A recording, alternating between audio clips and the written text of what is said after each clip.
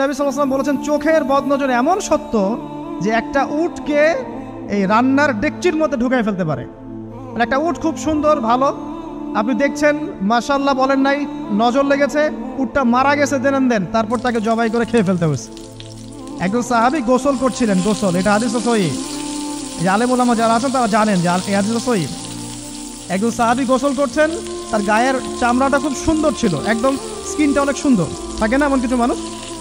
আচ্ছা, এখন আরেকজন সাহাবী এই গোসল দেখছেন দূর থেকে, দেখে বলছেন যে কি চমৎকার তার শরীরের রংটা, যেন কুমারী নারীর মতো, অনেকটা এমন একটা কথা তিনি বলেছিলেন।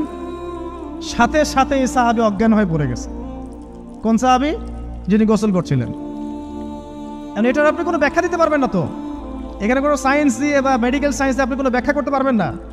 একটা ব্যাখ্যা দিতে পারেন, কিন্তু কেন সেটা হলো সেটা আপনি অ্যান্সার খুঁজে পাবেন না।